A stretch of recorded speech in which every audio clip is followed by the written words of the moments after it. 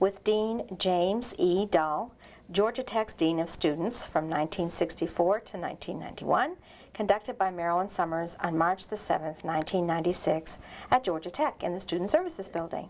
The subject of the interview is student life and Georgia Tech in general. Dean Dull, thank you so much for joining us here today. We're so pleased to be with you. We're looking forward to hearing your story, and we want you to begin at the beginning. Well, I thank you very much for inviting me to do this, Marilyn. I was born in Connellsville, Pennsylvania, and reared there in 1928. Graduated from Connellsville High School in 1946. Went off to Slippery Rock State Teachers College, as it was known in those days. Today it's known as Slippery Rock University. The year I went there were 1,000 students, and there were just 18 of us in the class who were non-veterans. Graduated there in 1950. Went into the Army for 2 years. At the end of that time, took a job at Miami University in Oxford, Ohio, as a graduate assistantship, on a graduate assistantship, and when I got there, the Dean of Men was sort of waiting on me because I'd been in the Army. He thought, this is a good guy to handle graduate students in a residence living situation. So I did that as well. It really was a long time before I made as much money as I made in that particular experience. Had a graduate assistant salary of $1,300 a year, including tuition and fees. Had a GI Bill stipend coming in of $120 a month, and I got my room and board for taking care of 18 graduate students. That was sort of my start in getting interested and involved in student affairs and student personnel work. That was the beginning. I went from there. In the next quarter, we had done some things with the graduate students that nobody had done before, programming-wise. It was just a matter in the past of just having been there, see if they didn't tear the place up, and I didn't expect graduate students to tear it up anyway. The next semester, however, I moved to a brand new upper-class men's residence hall and did that for that semester. The next year, they asked me to be a freshman advisor. I did that and stayed with that job for the next 4 years while getting my master's degree in education. At the end of that particular period of time, I felt, and my wife, that the girl who had become my wife Tell us a little at bit that about time. That. Now, come on, where did you get We your... married in 1955. I met her at a Square Dance Club meeting at Miami University in Oxford, Ohio. In fact, I didn't even remember what her name was that evening because I had gone to the meeting just to get my name checked off, and I was ill.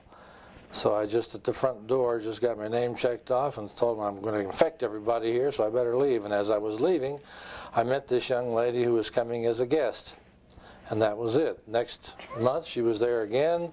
We ended up in a square a couple times, and nothing more than that, just hardly any small talk at all. But then a little later on, some friend of mine asked me to bring a date and come and have dessert and play bridge. Well, I don't know why, but this young lady's picture of her came to mind, and I couldn't still remember her name. Oh, you're kidding. All I did remember was that she taught in the McGuffey Laboratory School, the 5th grade. She was a demonstration school teacher. So I went over there, looked on the bulletin board to see what her name was, went down to her classroom and warmed up and down, and pretty soon the kids went off to the library. Kids came back. She went out to get them to bring them back. And when she went out, she says, "Oh, Jim, what are you doing here?" She remembered your name. And I said, "I came here to see you." Well, she immediately thought I was going to ask her to be on some committee or something like that. So I said, "No," I said, "I'd like you to accompany me this Friday night to a dessert bridge of a friend of mine. I hope you play bridge." And did she? And she said, "Yes, I did play bridge." So then the kids came back in the room, and I was in the room, and they came in, and they immediately just went bananas because the kids all knew me, because I had been a swimming teacher for them at the school's natatorium, and everybody knew Mr. Dull, and they had to make a big to-do about that. Well, at any rate, that Friday night, we went off. We had to the bridge and to dessert, and still wasn't really a lot of time to talk or anything, but just that I knew that I wanted to ask her out again, so I asked her out the next night, which was Saturday night, and she gave me this, "Oh, I'm busy," kind of thing. You know how that goes, don't you, Marilyn? So I said, "Well, how about Sunday night?" She said, "Oh, I'd love to." So Sunday night, we traipsed off. I took her over the state line, over into Indiana. We had dinner at a very nice dinner dancing place, and we danced, and we talked, and talked, and talked, and talked. When we got back home, we had talked so much, I had said, "Well, we have so much in common, we ought to get married. Will you marry me?" And she said yes. You were serious? And I was serious. My goodness. And she likes to say, well, I wasn't really serious, but she was. And you did get married? And we did. Soon? Well, that was in, I think, April, and in September, when we both got back to school from having summer commitments, I think Gay counted up that we had something like 18 dates between there and the time we left for the summer to go off to some jobs that we had, and we had to do that. But when I came back, I had a ring for her. I knew what type she wanted. And I had the ring, and I said, "I'm just going to show this to you because I want to save it for Christmas." So I put it on her finger. She said, "Now you just try and get that thing off." And that was it. I can hear her saying that too. So her name was, at the time, Gay Kimbro, now Gay Kimbro Dull. So the following, June the 8th, we got married in Atlanta, Georgia, at Red Oak, Georgia, at the Red Oak Christian Church. Now, why did you come to Atlanta to get married? She was from Atlanta. Oh, originally? And her folks lived in Red Oak. Oh. And so this is where it was natural for us to get married. So we did. After we got married, she came back, and we were the first couple ever to live in a residence hall at Miami University in Oxford, Ohio. It was a freshman hall, and as a freshman advisor, that person in that job, which was me at the time, was an academic situation. You handled all their records. You recorded all their grades. You did everything that had to do with them. So that at the end of the first year, you as a freshman advisor could pass on a folder to their upper class academic advisor, and immediately that person had tons of information.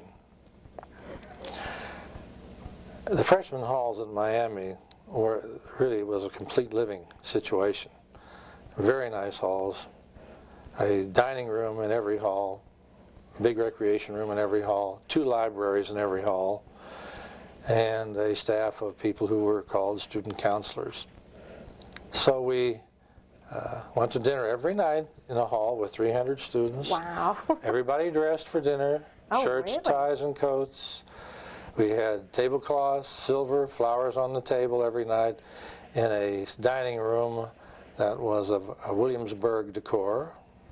Well, now, how did you leave all that? How did I what? How did you leave all that? Oh, it was time.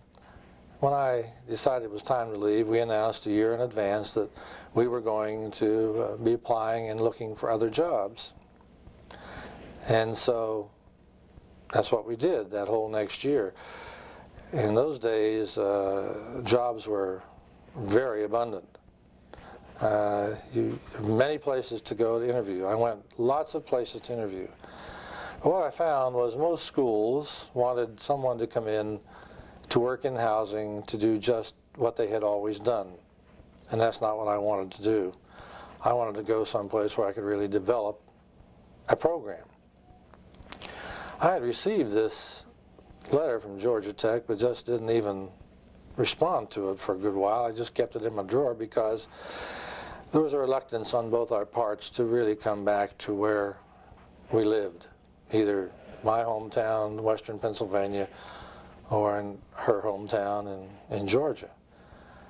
But I was not happy. I was offered a job every place I had interviewed, in fact, but one. And that particular place, I told them before they made a non-decision, as I called it, that I wasn't interested in going there. So I was offered a job at every place I interviewed but one. I had this letter, and I said, well, my wife got kind of anxious about the situation. And I said, well, I've had this letter from Georgia Tech. Do you... Were you familiar with Georgia Tech at that time? Had you ever been here, or did you know anything about it? No, I'd never been to Georgia Tech. So it was just a letter to I knew Georgia Tech just as everybody else, I think, in the world knew Georgia Tech from its song, The Ramblin Wreck from Georgia Tech. And I'm a hell of an engineer, so I would assumed it was an engineering school. And of course, when I got a little serious, I did look a lot of information up about Georgia Tech. My boss at Miami at the time was not gung-ho about my going to Georgia Tech because engineering schools, in his opinion, didn't have much of a reputation for student affairs type work. But at any rate, I came down here for an interview, interviewed with Dean Griffin, walked in to his office, and I saw this man back behind the desk, and I had somewhat been led to believe before I saw him that he was a real old man, and not to expect too much in the way of a sprightly conversation and all. And I couldn't have found anything that was more opposite to that. Really? He was very personable, very conversational. We just had a great visit. And in terms of having an ultimate boss, I knew right then and there that this is the type of person I would like to have as an ultimate boss. So at any rate, I was offered the job at Georgia Tech, and we did accept. That was in what, 1957? That was in 1957. I reported for duty on August the 5th, 1957. And at the time we were given an apartment in Towers Dormitory, which was a very, very nice apartment. The were there any other faculty living in apartments, or was that unusual? Yes, there were some faculty living in apartments, and in Area 1, which consisted of 9 buildings, almost the original type buildings at Georgia Tech. And they had a position at the time they called superintendent of dormitories, and an English professor and his wife lived in an apartment in Harris Dormitory. And mainly his responsibility was to recruit some students that at that time they called student officers, which reflected a heavy militaristic background that Georgia Tech had, and the big ROTC programs and all that, which were the paramount kinds of things at Georgia Tech. And just to see these students that he would recruit were mainly there to see that they just didn't tear the buildings completely down or up, as the case may be. And he handed me one piece of paper in terms of a file situation. This is it. This was Dean Griffin? No, Oh, this was the superintendent of dormitories. He handed me this piece of paper upon which were the names of the current student officers, period, and what buildings they were in, of course. So we embarked upon an experience at Georgia Tech which was to lead in many directions. I was happy with the situation because they had not done much of anything in terms of student life in residence halls, dormitories. So you knew you were starting at ground level then? So I knew that I was starting at ground level, and this is what I wanted. I might say that this job offered me the lowest salary that I had been offered. And you still accepted it? And it was so much because of it was what I wanted that was one of the main reasons I came. The physical situation was deplorable.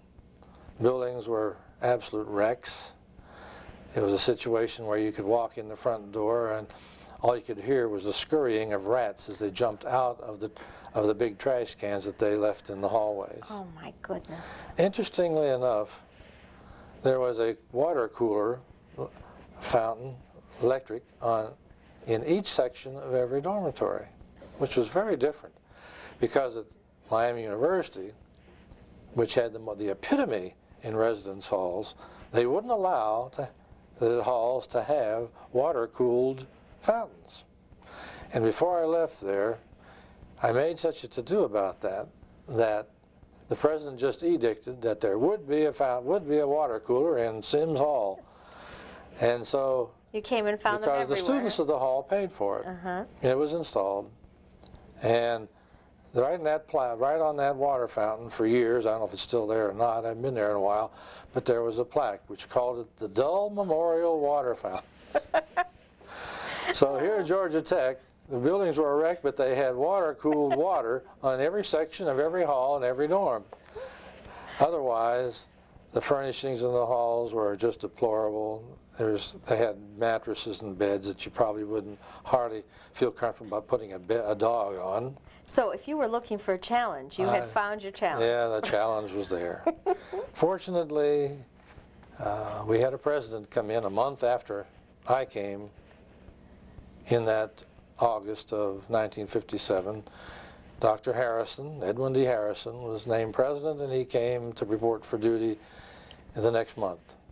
So I preceded him, and he was a younger type fellow who had seen a lot of life and had been a graduate of the Naval Academy in Annapolis and done a number of things which indicated that he knew what campuses pretty much ought to be like. Not that he was going to change Georgia Tech overnight, residence halls notwithstanding.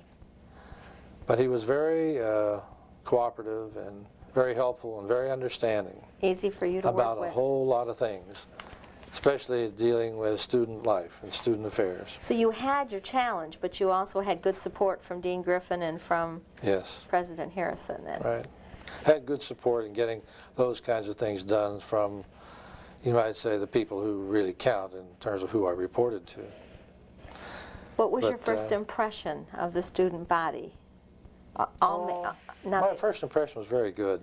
They weren't all males. You already had a few females, but very few, right? 11 girls were in the population of 5,200.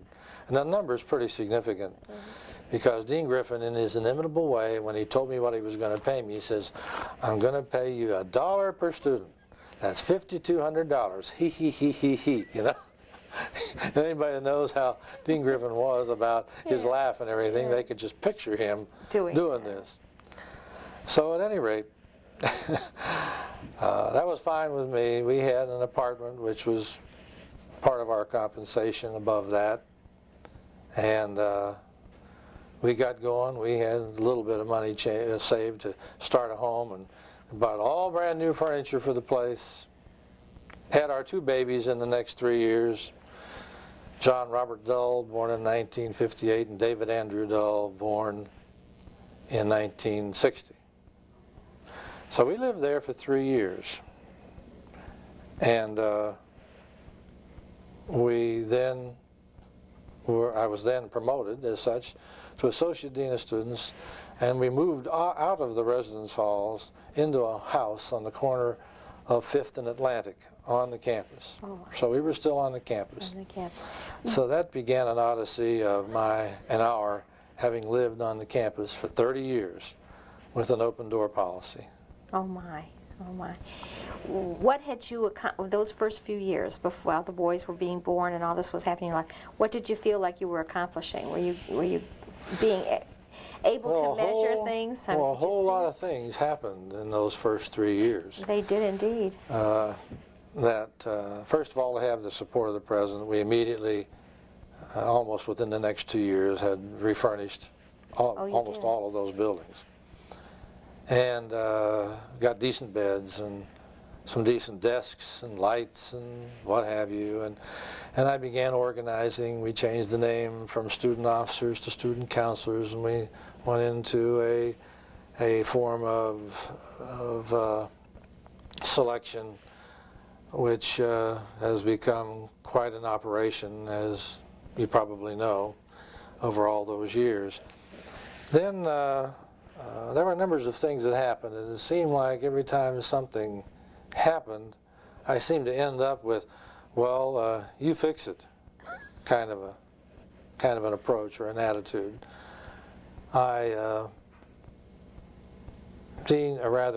President Harrison was not really gung-ho about hazing kinds of things. He wasn't gung-ho at all. And I recall that the Ramblin Wreck Club at the time had a reputation of being a very hazing type club. And he just decided, this is it. We are not going to have a club that does mostly hazing kinds of activities, couching it in this is school spirit kind of a thing. So he in fact told them, and he said, you've had it, you are no longer an organization. Well, at any rate, I thought, well, this is a big mistake, because at Miami again, I had just, while I was up there, also formed the Miami Pep Commission, which consisted of the cheerleaders and the block section, the band, and the Shakerettes, as they called them then. I started the Shakerettes at Miami University. That's a dance corps of girls, and coached them. So I knew this was important to school spirit, to have a good organization to do things like encourage school spirit. So I talked to him about it. I said, you just tell them that I'm their advisor, and that I'm going to see what Dean Dull can do with your organization. So basically that's what was it. So I became their advisor, and it took a couple years to establish a whole different kind of an attitude, a whole different purpose almost for that group. But during that time, we initiated starting the block section at Georgia Tech, the block T section. We went into a very different method of selecting cheerleaders. Before, it was almost who volunteered. And before that, too, girls would volunteer from high schools to come and be cheerleaders at Georgia Tech, and the guys would just sort of select the best looking ones and such. They didn't care they what they became did. the cheerleaders. Yeah. So we had gotten to the point by 1960, early 60s especially, where we had enough girls to do a number of things, and so we said we're going to have Georgia Tech girls as cheerleaders. Wow, do you remember doing And there it? were some there that were pretty good cheerleaders, so it wasn't like you just picked up on someone who wasn't fit for the part at all. Competent, yeah. That's about the time that you discovered the Ramblin Wreck itself, the physical Yes. car, isn't it? Yeah, Was it during that 61? time there was, as I say, numbers of things that happened. That's all so... Well, that's all. tell me about the car, because you were very instrumental Well, in that car. I thought, here it is, Georgia Tech. They're called the Ramblin Wrecks from Georgia Tech, and they never have had an official Ramblin Wreck.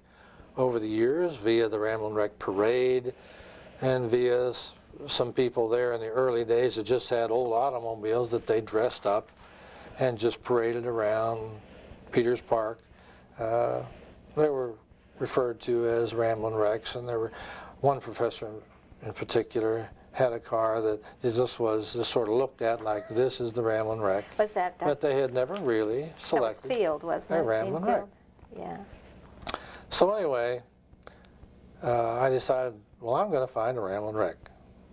So I put ads in papers, looking for da-da-da-da-da. Did you know what So- you want? Did you know what you were looking for? Well, we knew we wanted something that was previous to 1930. Vintage. A in car, other a vintage words. kind of a car.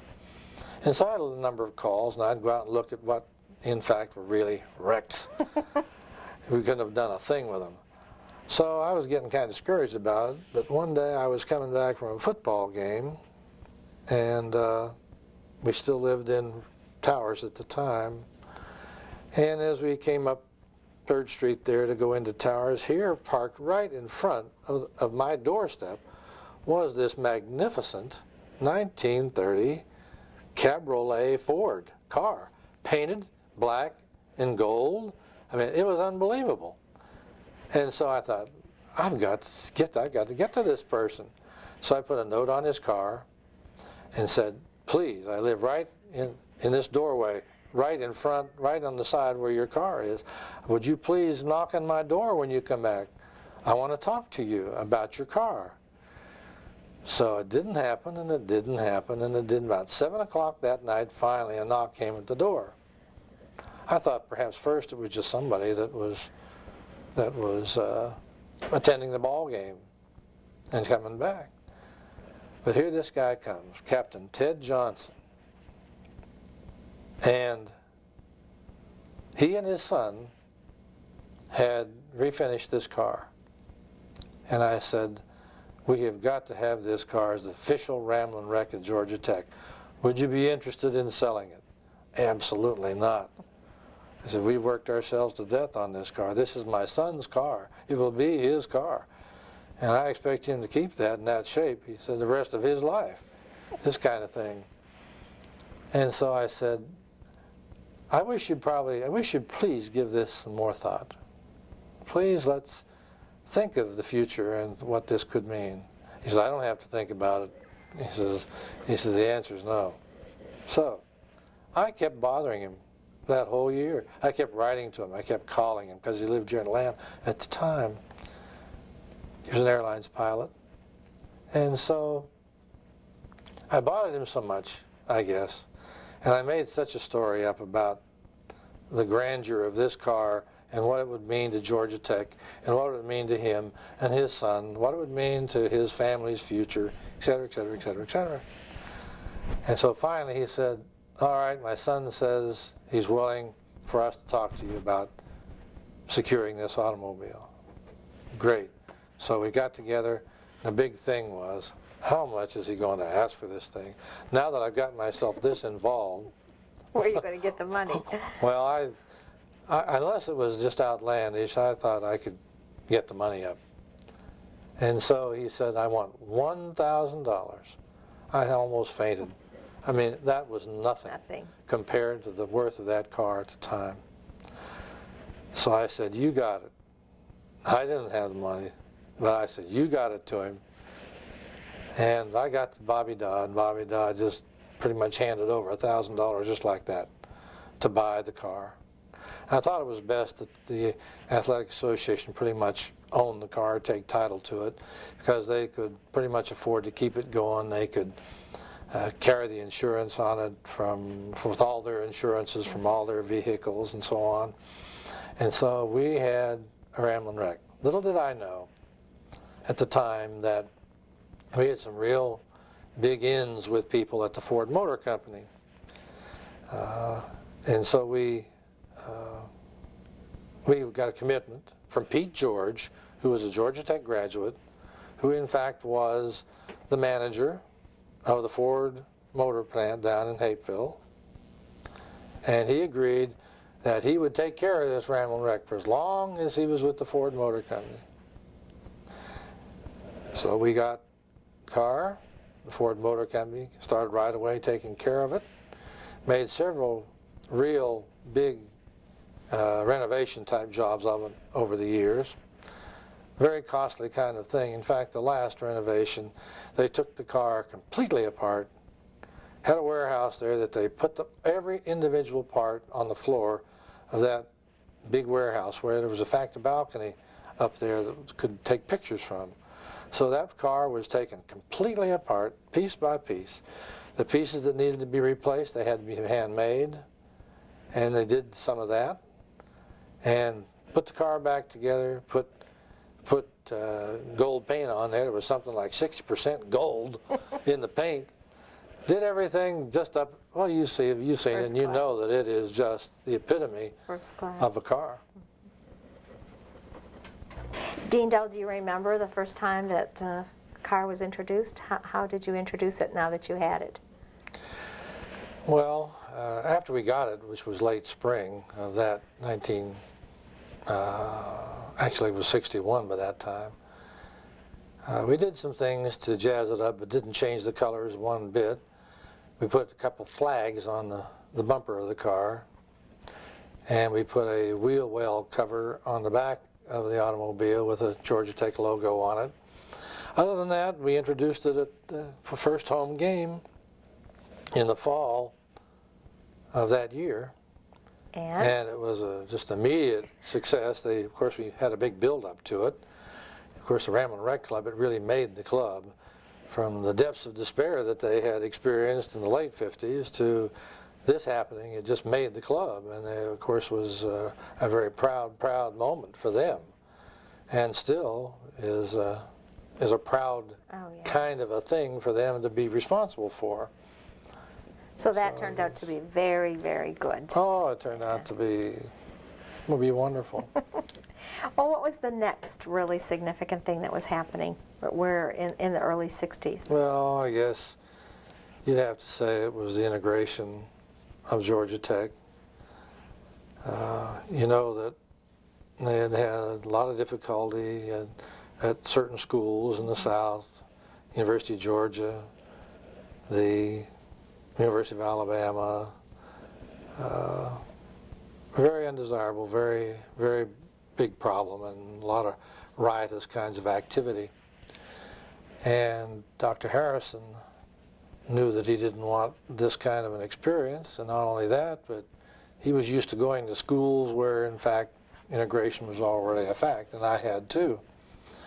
And you know, in those days, if black students wanted to come to Georgia Tech, the state would pay for them to go someplace else to get the kinds of engineering degree that they wanted to get. It was actually a pretty good deal when you get right down to it. But we knew it was inevitable. Dr. Harrison certainly knew it was inevitable. And so he just says, we're going to do this. And he said to me, he said he wanted me to formulate the plans and to implement the plan for the integration of Georgia Tech. And oh boy. So in fact, that's what we did. And to make a long story short, there was a high degree of organization, a high degree of planning that went into this. We concocted an emergency plan, which was not only good for the times, but would be good for any type of emergency situation that we might run into at Georgia Tech. We had met with jillions of student leaders and student organizations and about this coming and when it was coming. And so it was talked about a great deal then? Excuse me? Talked about a great deal? Oh, yes. Well, open communication? Open communication was a whole campus plan, so to speak. And there were 3 students who were identified to be admitted as the first 3 students at Georgia Tech. And they were. And their cooperation as well as their families and then the black power structure of Atlanta was, they were very much behind everything we were doing, endorsing everything we were going to do, and in fact did do. What was the time period? I mean, how long did you prepare? This didn't just happen in a month or two. No, this, we knew that it was coming, and we knew that this was going to happen in like 1959, and so we planned all through 59, 60, and they were admitted that next fall. So it was a whole year there that we planned. And when it happened in that fall, the incoming students, everything really went like clockwork. It couldn't have gone better. There were some who were afraid, oh, our students will cause difficulties, and there will be people coming onto this campus who will cause difficulties, and that was all planned for in case any of that happened. I personally didn't think that our students would cause any difficulty. They were very mature, very conservative students. They were goal-oriented. The attitude that they had was, if anybody can hack it, ought to be here, can be here. And so we successfully integrated the institution at that time. The Ku Klux Klan appeared for a few moments out on North Avenue, right there, just down a little ways from where the YMCA, old YMCA, and the current student faculty alumni house is, long enough for some pictures to be taken by the media, and then they left. And that was it. Other than that, it was very successfully done. And you feel, when you look back on it, that it really couldn't have been handled any way better than that? Do you feel it was because you had prepared so well, Dr. Harrison was so receptive to it? It went well because, yes, It was a plan. Dr. Harrison and other administrative leaders and community leaders were behind it, and that we planned so in depth for it. And the faculty accepted the students in the classrooms? There weren't any problems there? No, no problems there with the faculty. Now, historically, we know that none of those 3 students actually finished, did they? No. None of them finished. They all went on. They all got degrees. They're all very successful. But they didn't finish here. Why? Some just determined that maybe this wasn't as much for them as they thought it was. They were pretty much hand-picked out there. They did apply. They did want to come to Georgia Tech, but they were so hand-picked that perhaps they thought that this is one of the main reasons I came to Georgia Tech, and maybe it shouldn't have been the main reason that I came. So they stayed long enough to reflect on that then? And I think, yes. And did others quickly follow? Did they what? Did others quickly follow? Yes. So you immediately, that was like opening the door? It opened the door, and others were encouraged. We actually went out and recruited black students. And as you know, over the years, Georgia Tech had developed a big recruitment for minority students, big recruitment plans and programs and scholarships and financial aid and tutorial kinds of things and all, especially aimed at minority students. And it worked? Yeah, it worked. Dean Dell, you were very involved in DramaTech, the theater group here. Yes. And tell me a little bit about its history. How did you get involved? Well, DramaTech is DramaTech. It started in 1946. A guy by the name of Jack Pompan, P-O-M-P-A-N, who now resides in New York, actually was the person who first got DramaTech going, organized. And it really went from there. My association with DramaTech didn't really start until I came to Georgia Tech in *57, but I was always a big backer of the arts and theater, and I was always a ham and that kind of thing. So were you pleased? I just became very much interested in it and backed it and pushed it. And were you surprised when you came to the Tech campus to find it here? I was surprised at a lot of things that weren't here, but I really wasn't surprised that there was not a drama group at Georgia Tech. I was surprised there wasn't a student center. I was surprised that our athletic facilities for non-athletes was almost non-existent. I came from a school, again, where they had the epitome of a student center, and they did have a plan in place for a student center at Georgia Tech. They started collecting fees from students in the early '50s, and by the time that the student center became more than a glint in someone's eye to almost a reality, that fund had come up with about $600,000, which was pretty much a project of ODK. ODK had raised money for years in support of a student center. Where was DramaTech located in the early days? Physically, where was it? Well, they weren't physically located in any one spot. They had taken a room in the Britton Dining Hall, which they furnished and paneled and put all the keys of all the fraternal organizations, both social and organizational and engineering and professional, and had them depicted on the walls in there, and they paid for that project out of their monies. You may not know it, but ODK was the first organization to bring the first opera to Atlanta. No, I didn't know that. They did it as a service and as a money-making project as well. And they were presented different places, but after a while in what was that old Tower Theater up there on Peachtree Street, which is now torn down, which the church is using for something or other. But at any rate, they were into a lot of things. They made money. They were in charge of parking for football games at Georgia Tech in those days. And all the money that they had made, that they put into their funds, which went to support mainly the coming of a student center. In fact, the ODK came up with the first money to pay the first director of the Georgia Tech Student Center, who came rather before the building was up.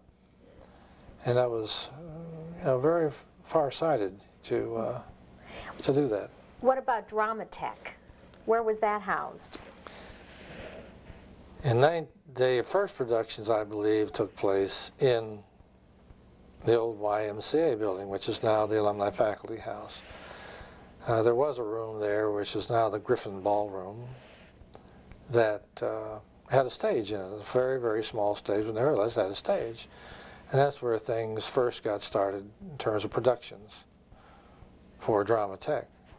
And then there was an old Army building, a recreational Army building, which had been moved to Georgia Tech along with a bunch of other buildings that became offices for faculty. But this was placed on the other side of what is now the expressway, I-85, 75 down there, right behind the Varsity. Oh. And this building was erected there. And so that's where DramaTech performed and did their thing for a number of years. And then we got going on a project to replace that building with another building that would house and accommodate a number of activities, but mainly DramaTech, which was called the Crenshaw Building. So we built a building over there. In that same location? Same location. Tore the other one down, built this one, which was bricks and mortar, you'd say. It was just a big, big space which could be used for a lot of things.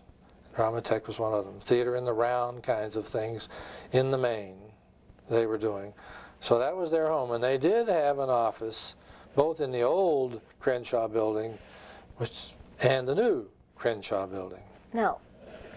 The theater was supported by the city of Atlanta? I mean, it was well...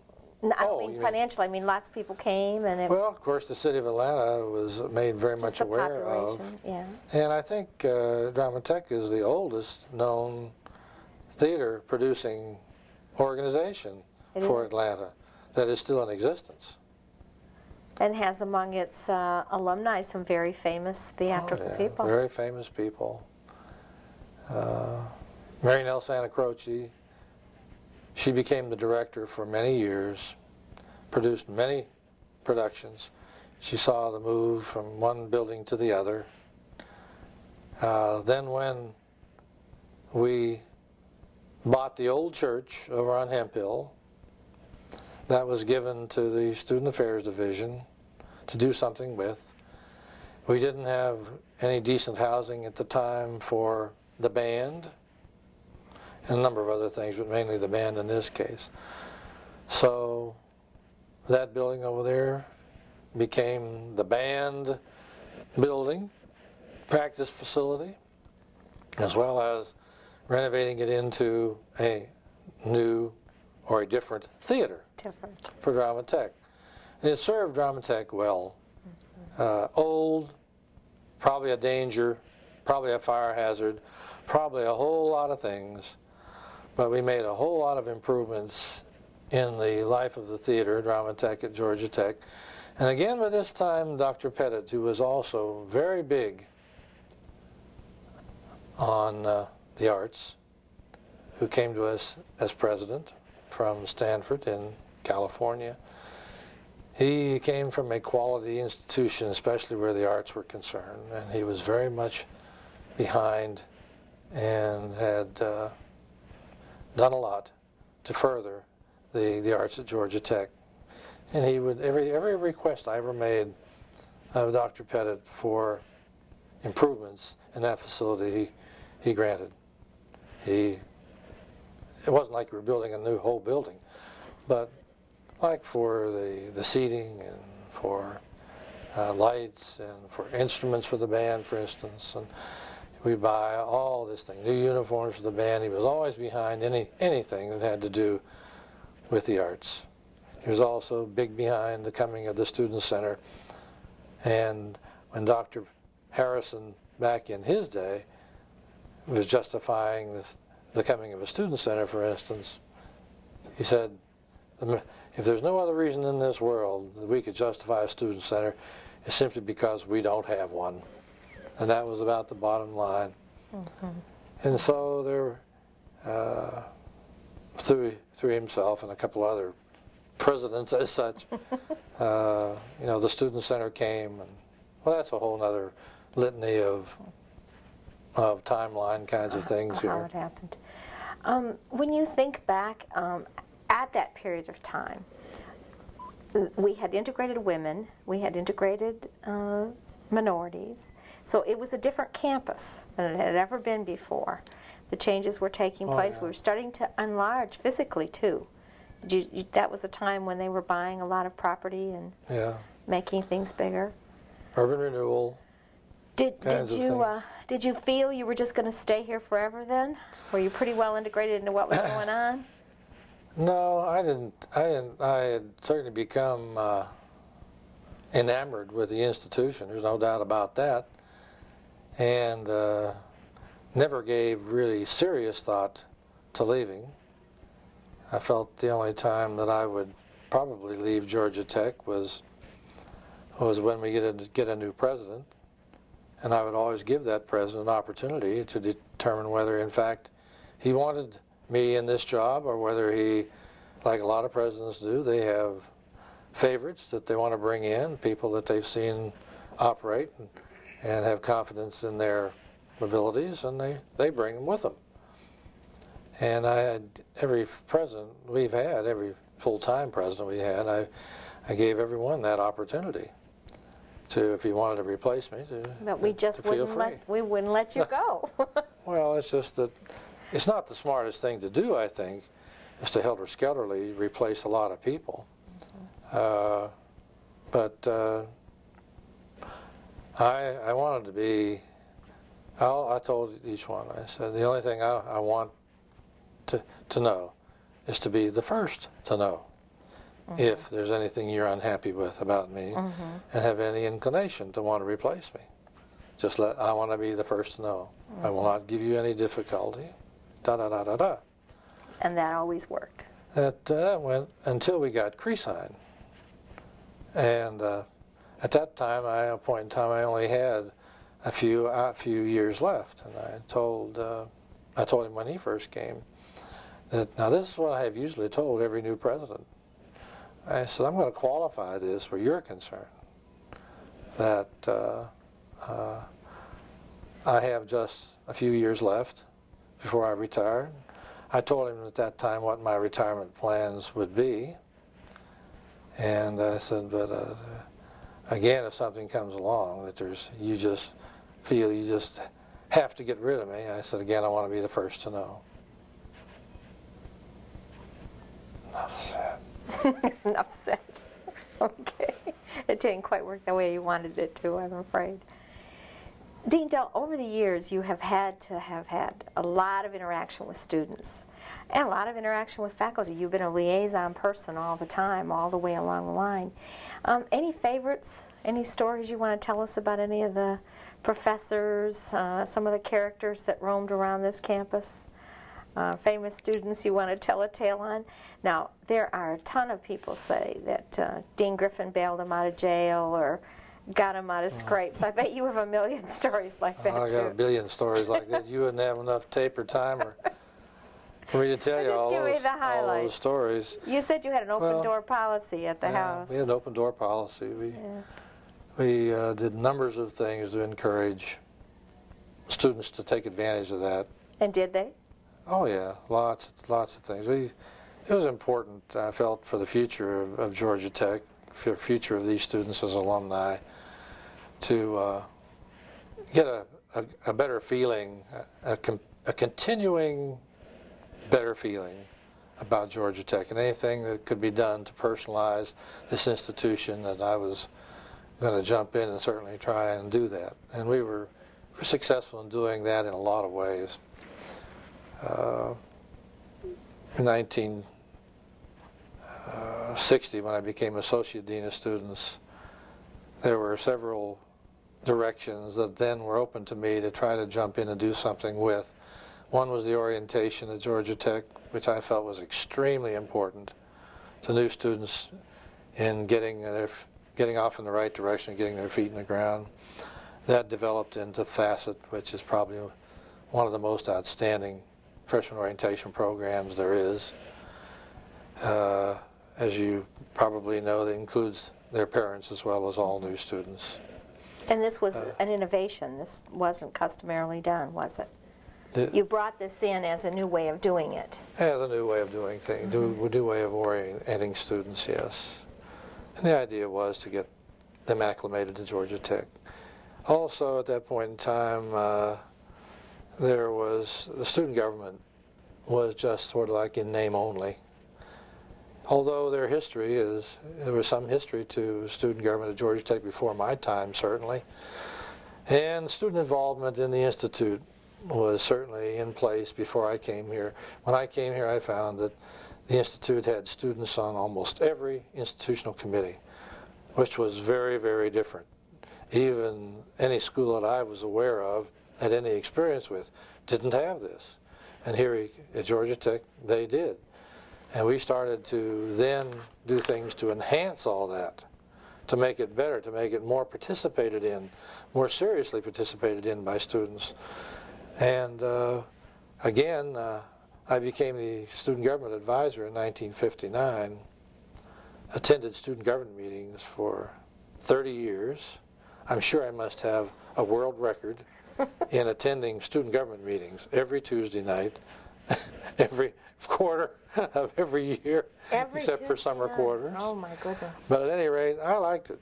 It was a way to keep up with what was going on, and to pave the way for things that they wanted to do and could do, and that's a long history in itself, which is needless to say we won't get into. But I was very much involved, very fond of. We started in the early 60s having all the student body presidents that were still living come back to Georgia Tech, to our place, our home, for a party on homecoming. Until over the years that got to be such a big number of people when they would bring their wives and of course then their children and this kind of thing. Nobody has a big enough house. Then we tried to have it over at the Alumni Faculty House, outdoors. It just wasn't the same. And so then come my leaving, my demise from Georgia Tech in terms of my job, that sort of ended it. But there's a real source of people there. And they're used. A great camaraderie. I still communicate with all those student body presidents. I send them one of our Christmas letters, well, as I do tons of students. One point in time, we had counted that we were sending in the neighborhood of 3,000 Christmas letters. Oh my goodness! To 3,000. not only our friends, but to a lot of mostly students, former students. So you really did stay in touch with a lot of them. Oh yeah. Oh gosh. Well, tell me about. Went to tons of weddings. I was invited to, one year, record, I was invited to 85 weddings. In 1 year? In 1 year. Oh my goodness. And every wedding that was in town, we'd go to. 3 times, we went to 3 weddings in one day. Oh my goodness. And I would always give everyone a present. And I would zero in on something common to give as presents. And over the years, we would give, one time I would buy them by the gross. Because you knew there were lots coming. Oh yeah, I buy them by the gross. And the last thing that I have given students, and over the years I got a little more prosperous, I could afford some things that cost a little more. And so I don't know, you know probably Mrs. S.R. Dull, the famous cookbook lady who wrote for the Atlanta Journal-Constitution, who wanted to live to be 100 and did. But Mrs. S.R. Dull's cookbook, I give that now and have for many years now. That's a nifty gift. To students who... And she's not any relation to you at all. No, she wasn't. Just convenient that she had the right name for you. Yeah, sad. Yeah. At the time. She wanted to live to be 100, she did. By the time she died, she outlived everybody in her family except a couple grandsons. That's what happens if you live too long. That's what happens.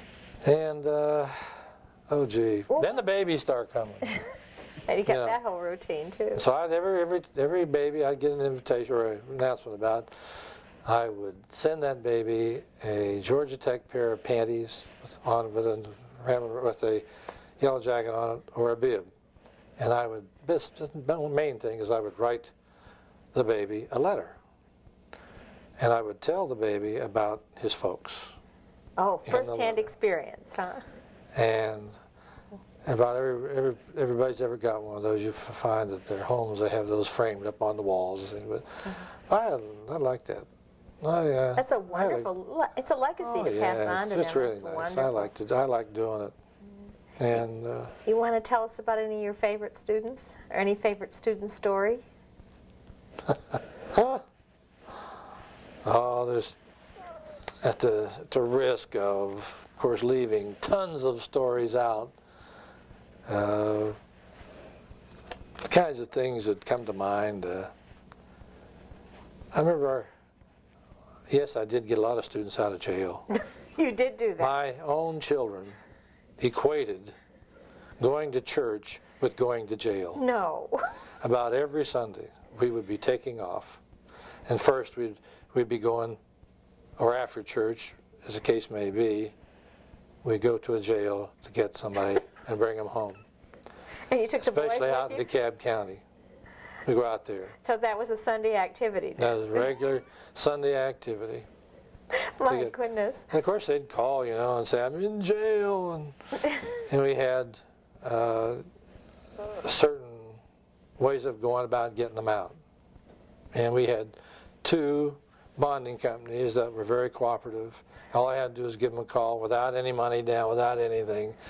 They would go down, and I'd tell the student, just ask for this bonding company, they'll come down right away and get you out. And so that went for years like that. And I knew practically every judge and known the existence around. But there are a lot of good stories about that, about those kinds of things. In a period of 3 days, I had one student who was arrested 3 times. Oh my goodness, that has to be a record. Judge Wofford ended up being the judge for the first one. Went down there, and Judge Wofford was very good. He'd kind of wink at me, and he'd give a stern lecture and tell me, I'm putting you in the custody of your dean of students, and I'd be down there with him. Now I'm going to ask him to report on you in the next 3 months. If you haven't been in any trouble, everything will be okay. The next night, that same student was arrested. I went down there with him, same judge. He looked at him, weren't you here yesterday, you know, kind of a thing. And he looks at me, and I shrug a little bit.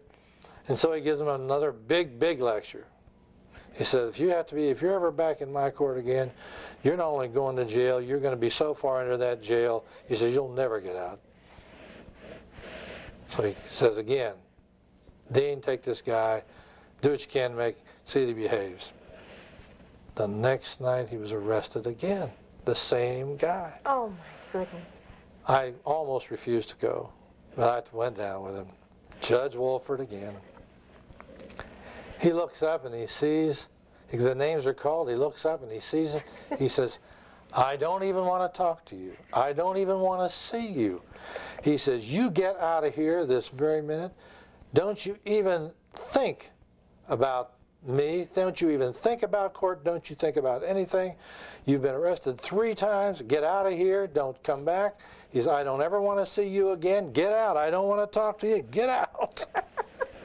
That's what he said. And of course, I don't know any other way he could have handled it and not put that guy in jail. But anyway, he was gone. One night. That was a great story. Tell us another one. Well, the last place we lived on campus was in Burge, the apartment building across the street. We lived up there on the 7th floor, overlooking the city of Atlanta, and what a joy that was. My kids, by this time, were, well, my son David, the youngest one, this is the story's going to be about. He was between 4 and 5 years of age. I'd come home every day and we'd sit down and eat, and I would always tell stories about what went on during the day, thinking that a lot of these things would be object lessons for the kids, you know, besides just being good table conversation. And we always sat down to eat dinner in the evening. We always had candlelight on the table. And we thought this was, and the kids, it was quieting kind of a thing, and the attitudes and everything, you know, really good. So anyway, kids would call who were in jail. And I had posted up on the door of a cabinet over my desk the bonding company that was to be called with the number. And so anyhow, when we would go out, had to be out at night or something, why we would have a babysitter as such, but the kids were always jumping up to answer the telephones. So we walks in one night in this back door of our apartment where the office was, and here David is standing up on the chair. He had his hand up on this thing, and he was on the phone. He was saying, "You call the King Bonding Company, their number." He gave him the number. He says, "and they will come and get you out of jail." He said, "but remember, my daddy wants to see you the first thing Monday morning." He was a great little delegate for you. But anyway, he was a little mini Dean doll there, right? Oh, brother. David was funny. David now works for Delta Airlines. Does he? He's the director of cargo operations. Did either of the boys go to Georgia Tech? No. They didn't. They chose not to go. No, they lived here. That was enough, huh? They felt that they'd graduated. Heck, about numbers of fraternities had taken them in as pledges and, you know, all that kind of stuff. It wouldn't have been a different experience. And they felt, of course, they're big Tech supporters. Boy, they can't miss a football game or a basketball game or what have you. Son John went on to be a chiropractor. Well, they literally grew up on the campus. They literally grew up here. Oh, yeah. That was their life. The Georgia Tech police over the years were our babysitters, you know, to come by, see the dull kids out, scoosh them back into wherever and get them off the street. Tell us, how did the Tech Police Department come about? When you got here, there was no Tech Police Department. Well, the whole idea of security became more important during that time that we integrated. By that time, that's right after we'd gotten. Then a man who was Captain Coppinger was police chief at that time, and in our emergency plan, he was known as Red Dog. But at any rate, he was the first builder of getting toward a full-fledged police department. So Georgia Tech hired him then? Yeah, Georgia Tech hired him, and over the years it became then more and more, and as the security kind of thing kept getting more important and more of a problem, the force had gotten bigger and bigger and more sophisticated. And of course, it's one of the things that I had long advocated. It was obvious, I think, to the most casual observer, that Georgia Tech was in an area that was not the most secure in the world. And so I pushed for a number of things and did a lot of things to study and to make recommendations about campus security. And you may have seen places where one of the things I recommended was that we barrierize the campus.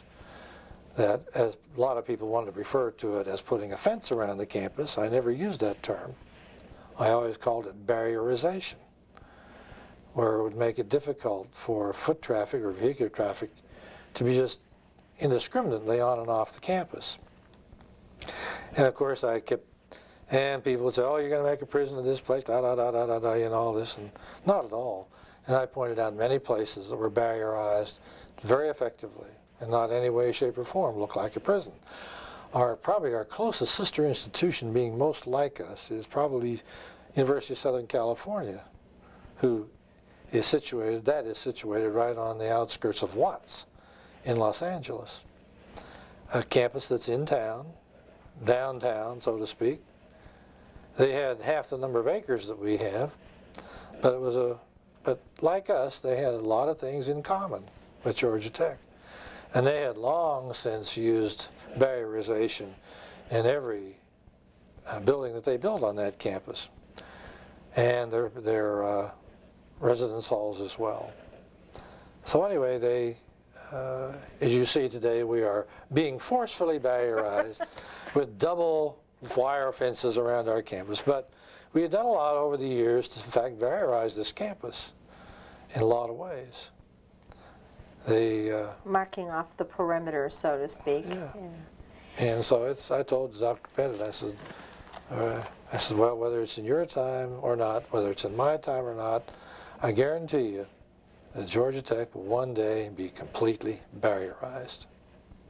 You didn't know it was going to happen all in 1 month. You know it's going to happen via some Olympic Games stuff. Yeah. Of course, they're going to tear that all down. Some they're going to leave up. You think so? But they're going to tear all of it down when it's all over. Dean Doe, you were here for the 75th anniversary of the school. Did you have any part in the festivities? Do you remember that? Well, at the time, you know, there was a big controversy as to when they would have the 75th anniversary. When it was when we were chartered, when it was when we started classes, 1885 or 1888. And they finally went for 85 and say, well, this will begin at the longest period of time possible, so on. So it was part of a long-range plan at Georgia Tech, and that has probably a lot more interesting kinds of things associated with it than the 75th anniversary. But there were a lot of things that you would naturally come with an anniversary of school. Again, I'd come from an institution where they had celebrated their 150th anniversary, you know. And I knew a lot of things they did. And I was always recommending that we do this and do that and do this and do that. And we were seen to be a long time in doing a lot of things. Like, for instance, a logo, developing a logo. And you ought to have a logo up front, and it ought to be used on everything you do. And we were very slow in getting that started, so I was determined that in some of the areas of responsibility that I had, like the cheerleaders and my association with the band and with the Ramblin Wreck Club and with then some other organizations, we were going to have a logo. So I designed a logo. Which logo for was that? The 75th anniversary. Oh, the 75th anniversary. Right there it is. Yeah. Can you see that thing sitting right there on that desk? It says 75 on it. Uh-huh. That was yours. I designed that. And we made it into patches, and we put it on everything. And so, in fact, that is, in fact, just then what Georgia Tech used as their 75th anniversary logo. Let's put it here so we can put it on the camera. All right. Hand it to Dean to hold. No. There you are. Show us what that is. Hold it up for us. This, in fact, was the 75th anniversary logo. With the big gold Georgia Tech. T. And 75, 1888 to 1963. So that says 88, not 85. Yeah, that's what they finally decided on doing, 88. Oh, I see. And after that, though, they went to 85. Yeah, yeah. So they changed it the first time. Yeah. Was it a significant, were we making great strides? Was it a significant anniversary? Yeah, there was a lot. Physically, there were a lot of things were going on? You know, Georgia Tech, in all the years it's been in existence, had not cultivated the alumni in a financial giving sense, like they really should have. They were, when I came to Tech, they were doing that, some of that. They had a foundation, and they were having a roll call and all that, but really not the really big push that you needed to really get the big bucks in and bring those alumni back into closer association with Georgia Tech. There were a whole lot of things that we did in those years, that Georgia Tech did in those years, that in fact did that. You know, we had the Georgia Tech Today programs that they got started, bringing alumni and groups back to the campus, and the different initiatives, financial initiatives, which they're getting ready to kick off again on another one. But they started doing things like that. And a lot of that came, a lot of the emphasis came with making a bigger to-do of our birthday than had ever been made before, the 75th anniversary. It created an occasion to start doing things like that. Yeah. Created an occasion. And it was effective? Things like that. Did you feel it was very effective? Oh yeah, they got kicked off, got off the ground, and of course that developed. The need made it develop more and more and more and more, and of course today they have a humongous operation in our Alumni Association, in our Foundation Association, Georgia Tech Foundation Association. All kinds of things going with that, different spin-offs of programs and fundraising kinds of efforts. And, well, you know, the different emphasis on the magazines and on the Tech Today, the Tech Topics, and the Georgia Tech magazines, and all of that was very sparse back in, say, the 50s. And all of that's just gained momentum as time has gone by. And as they brought presidents in that were more familiar with these kinds of things. You know, I've served under 9 different presidents, including the acting ones. 9, wow. 9 of them. And the first one was Paul Weber. He was my president for 1 month, and he was in there when I was hired. And he was a professor at type at Georgia Tech.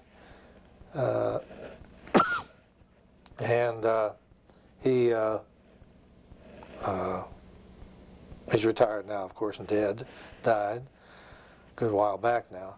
But then he was in there when they were selecting the president after Van Leer, the full-time president. And it was taking 2 years to do it, and the chancellor, Caldwell, got very upset with Georgia Tech, and he told them that it was 2 years. And he said, you get me a president within the next so-length period of time, or I'm going to get one for you. And Georgia Tech didn't, and he did. Oh, really? And it was an interesting story behind how, in fact, Ed Harrison came to be president. He was up at Toledo University, Toledo in Ohio, and somehow the chancellor became aware of him, well, not of him, but of another man at that university.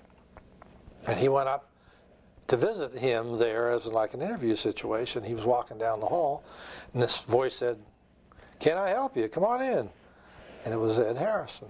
And he goes in, and he sits down, and he talks to Ed Harrison for a while. And he said, Dr. So-and-so, who he was ever looking for, he said, he's in class right now, but he'll be out at the end of this hour. And so by the time he finished his visit with Dr. Harrison, he knew this is a guy that I want as president of Georgia Tech. And so that's called serendipity. That's how he became president. And you had a good, long relationship with him. Yeah, it was a good relationship. Yeah, we had a good. He was the one who promoted me to associate dean of students, and he was the one who promoted me to dean of students when Dean Griffin retired in 1964. Do you remember when Dean Griffin retired? Oh yeah, very, very well. I think he really hated to retire, and at the time he become 67 years old. So did he retire because of it was required? He had to, yeah. He was forced retirement for anybody who was 67. Oh, I see. At the time, that's not the case anymore. They couldn't really get away with that anymore, but at the time, yes. So he did it reluctantly. Yeah. Well, Dean Griffin was always one to go along. He was never one to really want to try to cause, or in fact cause a problem. Did you have a favorite George story? Well, of course, I really think my favorite one I've already told about my salary. Yeah, that's a pretty good one too. That was the first big impression, and of course there's so many stories that have already been told about him, and there's books about him. He wrote a lot of the stories himself, and he was just a very probably the most respected one individual maybe ever at Georgia Tech. He just was that kind of person, and his whole life was devoted to the institution. Started as a student, took him 7 years to graduate. All of these kinds of things, and they're all interesting, good, fun type stories, you know. His whole life, I think, as Dean of Students was pretty much like that. Was hardly anything he could do that wasn't memorable in just the way that he did it. He left you some big shoes. Oh, I did not. I never even pretended that I was that I would be filling his shoes. It would have been the worst mistake to make anyway. I was never any. You had to do it your own way. Make your own shoes. Yeah, I was just picked up on everything that was in existence at the time, and of course, what you ought to do is try to improve and try to get things, and I feel that over the years we've accomplished an awful lot.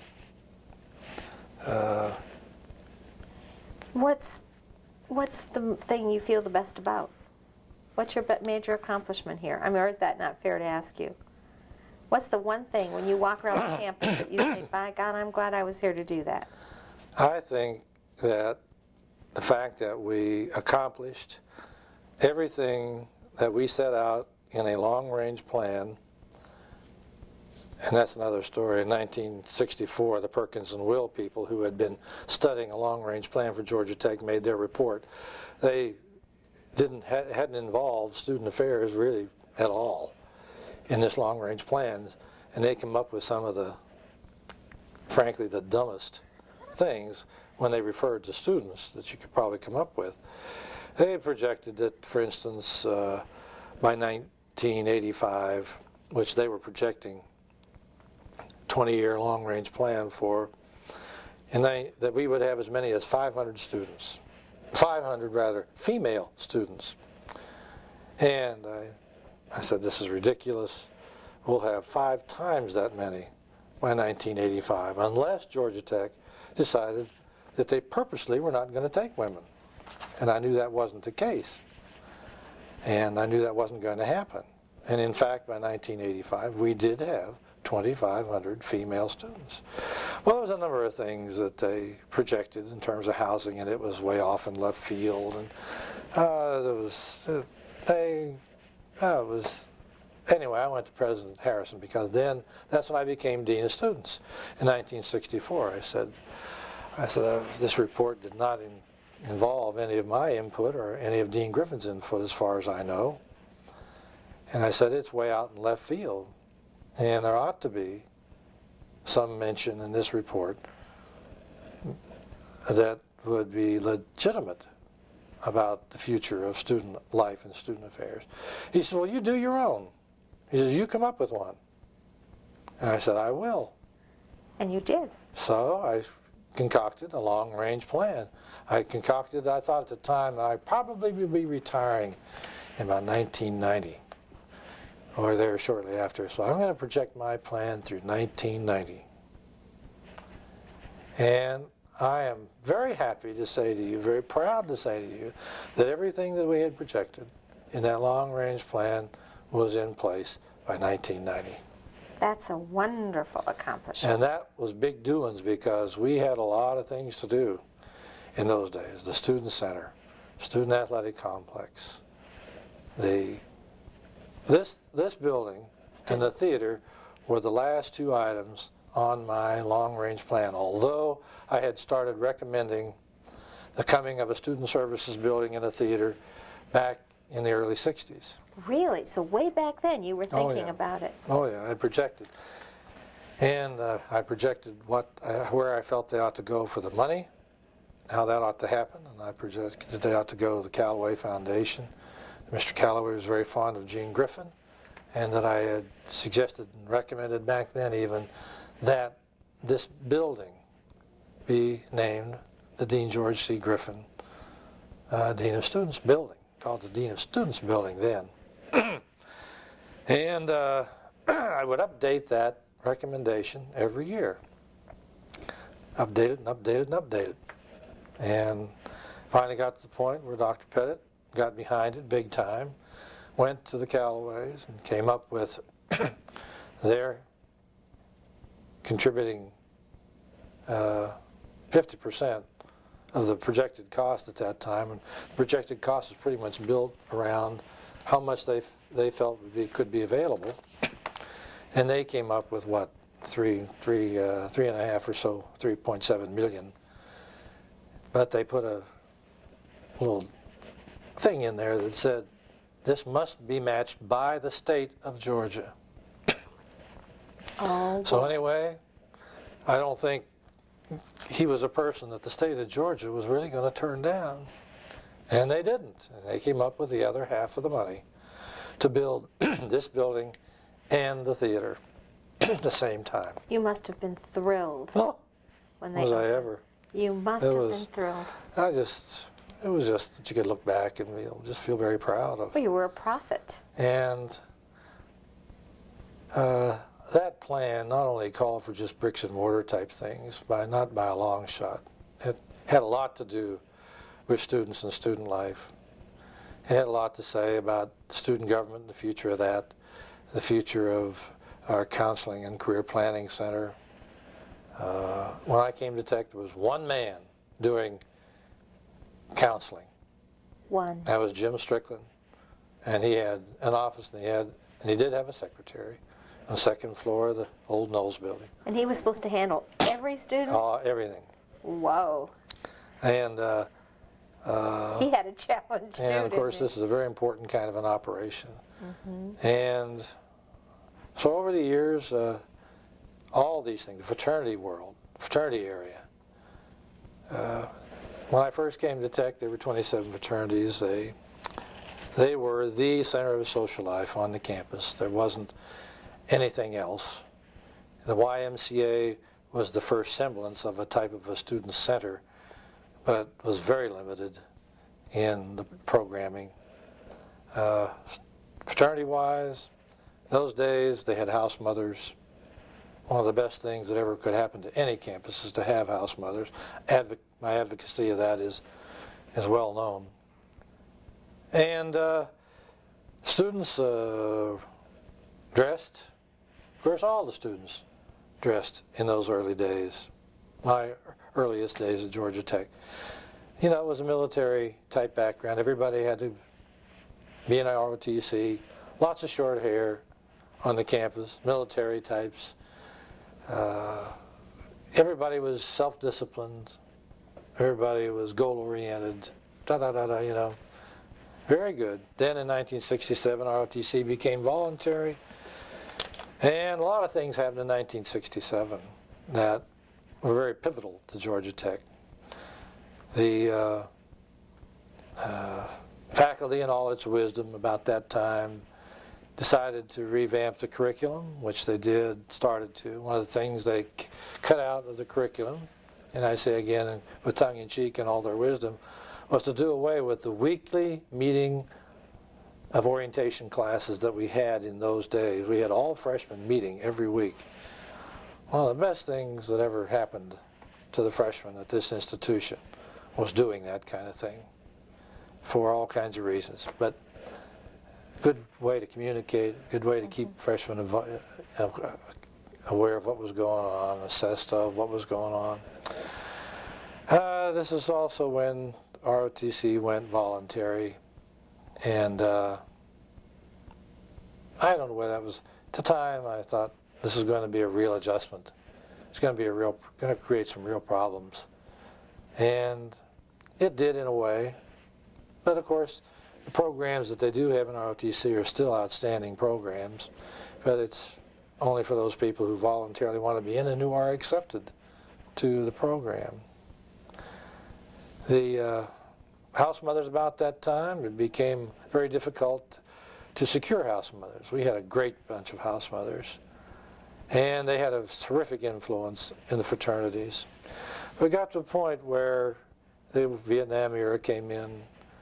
The I want to do what I want to do, when I want to do it, and how I want to do it era came in. The scroungy look came in. All of this came in about that time. Fraternities started to get a bad rap nationally and started declining, and a lot of the things that came about in a legal sense helped that. We couldn't get fraternity house mothers, so you had no alternative but to say, well, house mothers just no longer be required because you couldn't get them. And fraternity houses went down in terms of their physical. Nobody was in charge anymore. Yeah, nobody was right there. That kind of influence just wasn't really on deck.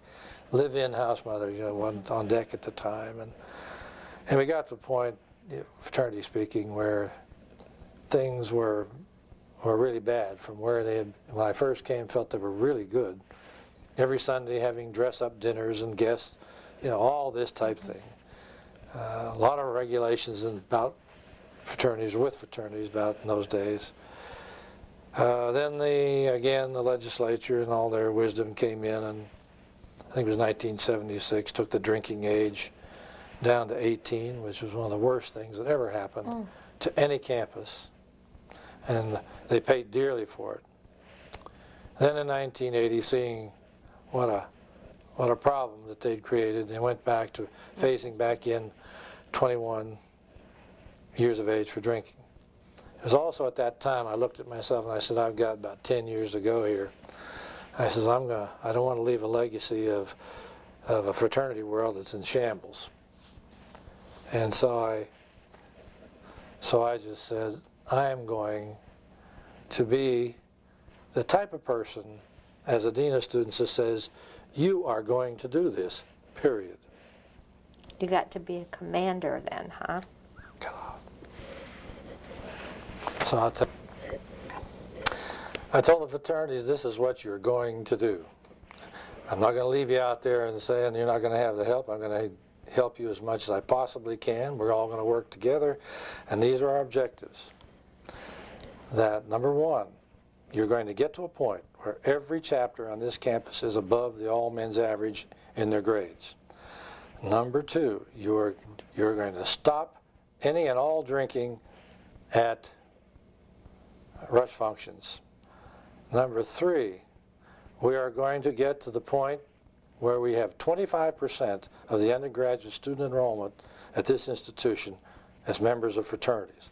And four, you're going to get to the point where we can say to parents, if your son or daughter belongs to a Greek organization, especially the fraternity organization, that they are going to do better academically than if they do not. And I said, this is going to be phased in, and here are the phases. And I had outlined all the steps to get to this point. And boy, you thought a bomb had dropped. And well, no problem. Nobody could fight a good thing. You can't set good standards and have anybody, just because they don't want to, period. Well, by the time actually it was in the first 4 years that we were at a point where we had every chapter above the all-men's average. And in the next 4 years, that was an 8-year, but the plan was actually a 10-year plan. But at the end of 8 years, we had reached every plateau that we set, where we could say all those things. I won't say where they stand right now. I am 5-6 years after the fact here at this point. But at that point in time, we had reached all those. Those early years with tech students just in general, we had all these men and no women. You wonder how do they socialize? What do they do? Well, we brought women in from Agnes Scott and from Bernal to the nursing schools and what have you. And that produced many, many colorful stories. My association with Agnes Scott resulted one time, they were asking me to come out there to teach their girls how to walk like men for a play they were putting on called The Tempest. So I was doing that. What fun. One time I had a call from I was trying to think of her name, because it just came to mind, from the Dean of Women at Agnes Scott, one of the old, staid Dean of Women with the knot in the back of her head, and all that stuff. She called me and she says, Dean Dull, so I want you to know that your fraternity, so-and-so, was responsible for keeping 3 of our girls out almost all night long. She says, I think they should be disciplined and should be disciplined. She said they were kept at that fraternity house. They'd feel they couldn't leave, and they fell asleep and didn't wake up, and the fraternity boys did not take the responsibility to wake those girls up. So I said, I'll look into that right away. So I looked into it. So anyway, I wrote her a letter. And I said, I've talked to these boys, and I said, they have received a certain level of discipline from me. He said, he said, I don't look forward to this happening again. I says, but until a better solution is found, I am sending you some no-dos for issue to the Emory co-eds. We have more fun with that. So they stay awake, please. But anyway, I never heard from her again. I bet you did. I don't know if she would have even spoken to me after that, but I thought that was fun. That was a lot of fun, I'm sure. Well, at any rate, over the years, of course, all these buildings come along, all of our dormitories, and changing the handle of dormitories into residence halls. And by the time I retired, we again were right on track with the kinds of bids we wanted to produce with the increasing enrollments and so on. But then the Olympics came along at that and threw that all to hell, you know. It was all gone. Start all over again after that. That's another story for somebody else, for some future of somebody else. But did you have any favorite professors that you wanted to comment about? Over the years, you know, you hear people will say probably more negative things about some of their professors than positive, but there were several names that always came up from over the years that these people were here as being great students, great students of teaching, that they were good teachers. One was Marvin Sled of the math department, who was a retired Marine colonel, I think, but he was good. He was a straight arrow. Bill Eberhardt in chemistry was thought to be an exceptionally good teacher. Fred Wynn of the IM department was thought to be exceptionally good teacher. And these particular names, if I were to select some names out of all the names that would come up, and these would be mentioned many, many, many more times than any other names. So those were the teachers that kept coming in, I'm sure. And of course, I feel faculty-wise that we have good teachers. We always have had good teachers. There have been some problems in more recent years with the influx of the faculty from Asia and from area, because they're pretty hard to understand. Language problems, yeah. We had to understand. And we now have the Teaching Enhancement group who do a terrific job in eliminating a lot of those kinds of problems that students would continually complain about. I never felt ill at ease about going to a teacher if a student complained to me about a teacher being they can't understand them. So I'd go to them and I'd sit in the class and I'd agree. You can't understand a damn word they said, practically. And I'd talk to the teacher. And the teacher would always feel glad that I did. Oh, sure. And try to immediately correct some of the things that I'd suggested.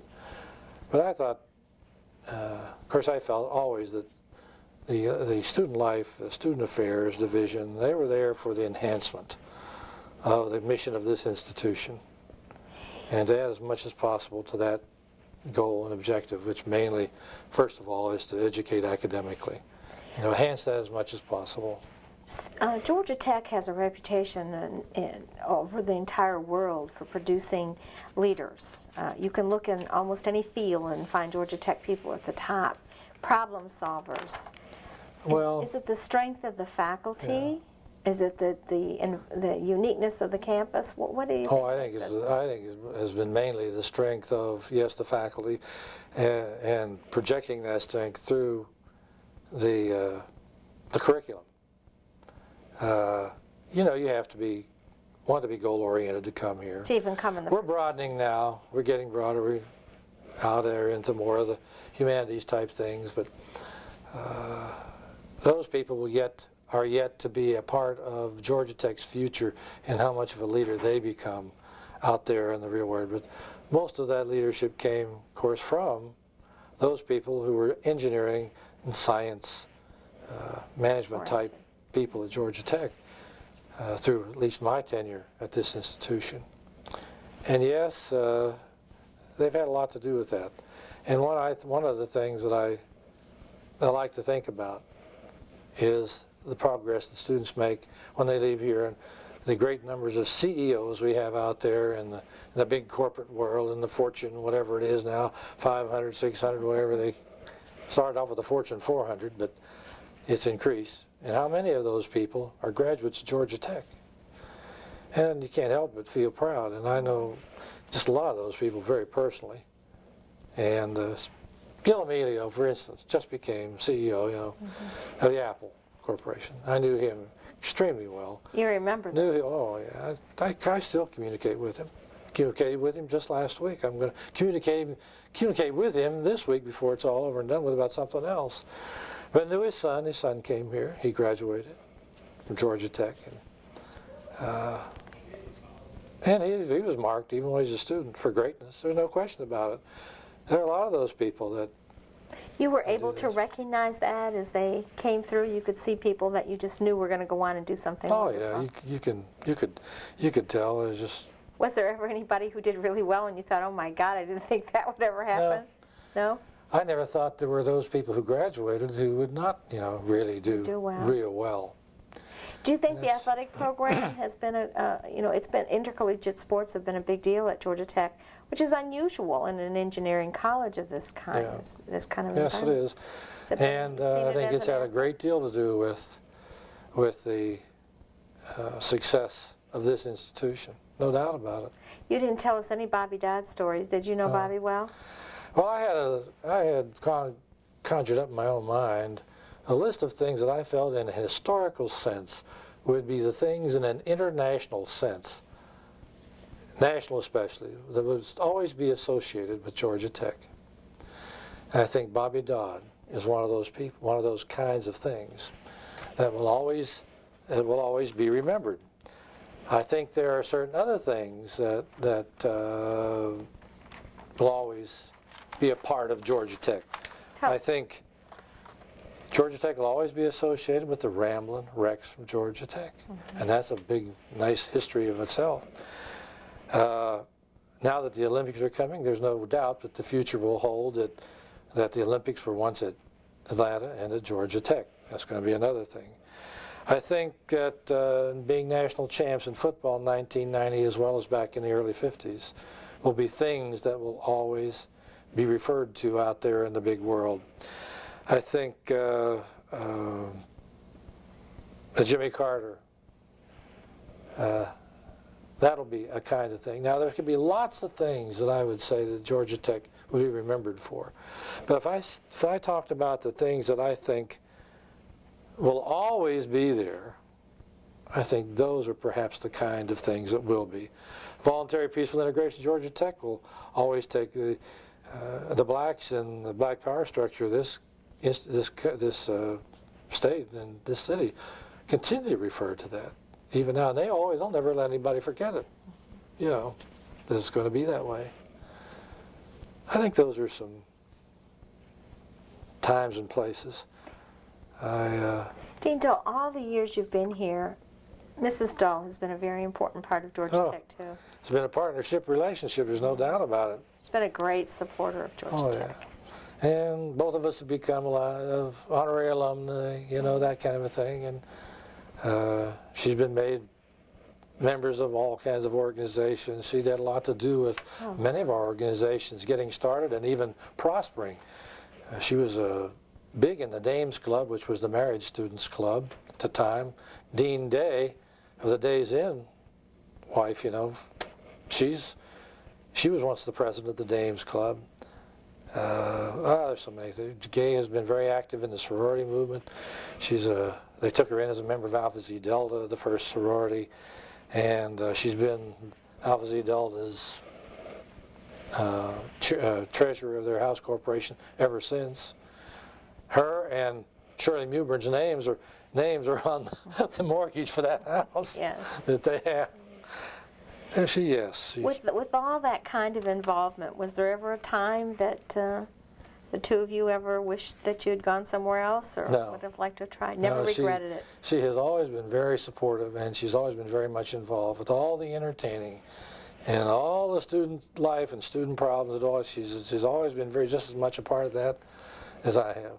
And she's never lamented the first time about having come to Georgia Tech, having stayed at Georgia Tech. When she came from a teaching situation, and she was going to take time out to have babies. We got them in, and when they got back into school, she went back into her profession as such. And when I retired, she retired from it. You know, that kind of thing. We got 2 for 1. That $5,200 was well invested. Yeah, no question. I doubt Georgia Tech ever hardly much realized a lot of that, but they really the did. Students realized. They had 2 for 1. There's no doubt about it. 2 for 1. What a bargain.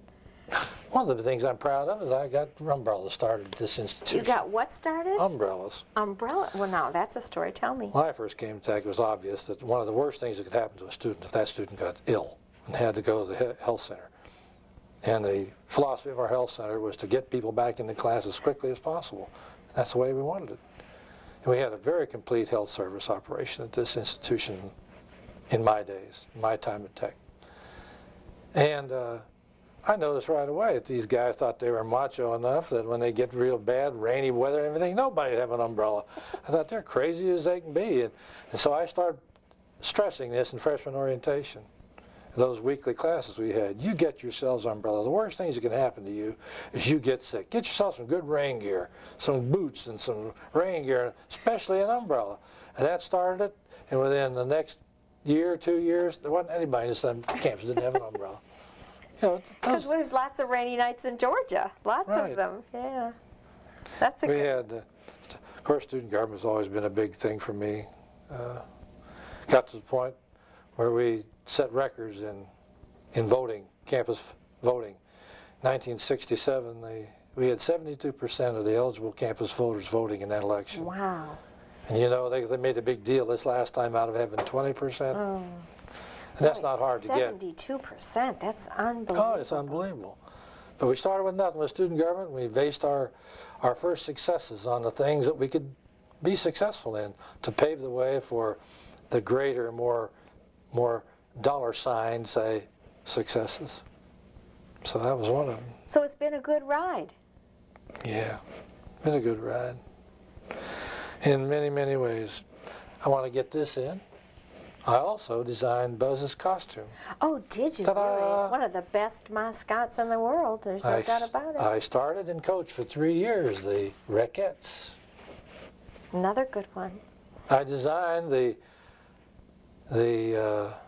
second of 2 class rings at Georgia Tech. Ta-da! Ta-da! For sure. Well, there's a lot of things like that. How did that come about, designing Buzz's costume?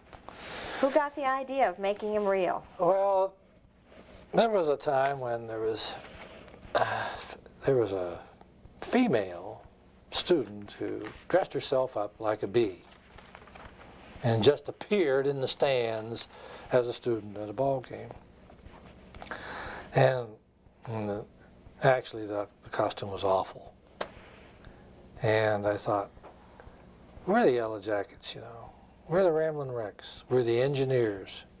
We had a lot of handles, you know. Oh, yes. And I said, we need a mascot like many institutions have that is a living, live mascot as well as the Ramblin Wreck. And so I got student Ramblin Wreck Club going on this. I said, we got to get us a mascot. And of course, they thought in terms of, first of all, of somebody, you know, fierce and, you know, that kind of thing. No, I said, that's not what you want. I said, you want something that's going to be fun. You want somebody that's going to, the kids are going to like, the students are going to like, that parents and alumni are going to like, this kind of thing. It's got to be a friendly mascot. And so, anyway, that's what we did. So we wrote up the specifications for what Buzz would be like. And we even took the specifications and kind of translated it into some rough drawings of what we thought Buzz ought to be like. And so we gave it to a costume maker who's in this business. And she came up with a on paper design. When was that? What, in the 70s, Oh, 80s? God. Late 70s, early 80s, I I think. wish you hadn't asked me that because It wasn't as long ago as you might have I'm thought. currently writing a timeline Are you? How wonderful. of my years at Georgia Tech. How wonderful. Well, you'll have that Of in everything. there then. Oh, yeah. Well, we'll look at the book. I know I'm supposed to remember so many things about when they happened, and I'm pretty good at that. I'm pretty good at remembering names, in fact. But well, the costume evolved, and you got someone from the Rec Club then to... yeah, tryouts as such. And somebody... Who wants to be? We got the costume. Got the costume. You know, those things cost $2,500 to $3,000. You know, $2,500 to $3,000, and.